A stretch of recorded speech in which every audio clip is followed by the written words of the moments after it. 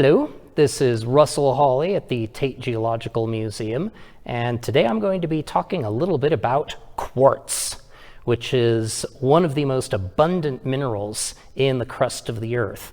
In fact, it's the first or the second most abundant mineral in the crust of the Earth, depending on how you classify feldspar, whether one mineral or multiples. Certainly, there's a whole lot of quartz.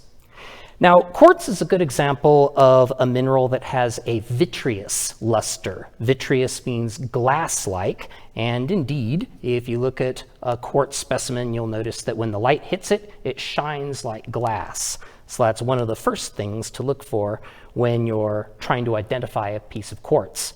Another thing that you can use is the scratch test. Quartz has a hardness of 7 on the Mohs scale, which means that it's harder than glass. If you can scratch a piece of glass with a mineral, that means that it's harder than glass, and quartz is one of the possible candidates for what that might be. One of the best ways, though, of identifying quartz is to look for the crystal shape. If you can find a nice crystal, if it's quartz, you'll find that it has a shape, a crystal shape like a 6-sided prism with a 6-sided pyramid capping the tip.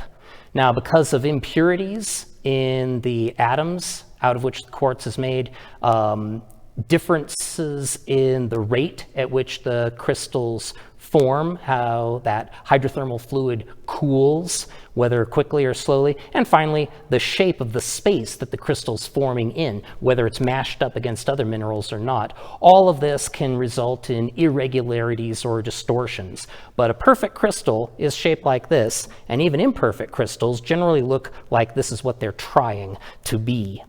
So this is a good example of one that's very nearly perfect. 6-sided prism and then the 6-sided pyramid capping the tip on this quartz specimen. Now this central part can be either very long or it can be quite short. And when it's short enough, you get a shape like that. And there's a very good name for these guys. They're called Herkimer diamonds. Now I'm not saying it's a good name because it's accurate. These have nothing to do with diamonds. They're not made out of the same thing at all, and they're nowhere near as valuable. It's a good name because it helps them sell better. So if somebody tells you that they've got Herkimer diamonds, don't get too excited about it.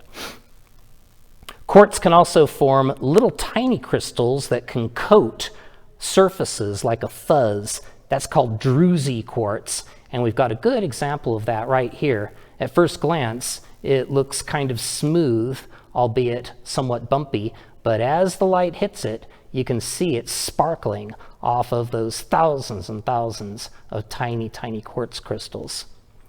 Now, one thing that can make quartz a little confusing is the fact that it comes in a variety of different colors. That's why we have to look at these other things like crystal shape and hardness in order to determine that it actually is quartz, because the variety of colors can fool you into thinking that you're looking at something completely different.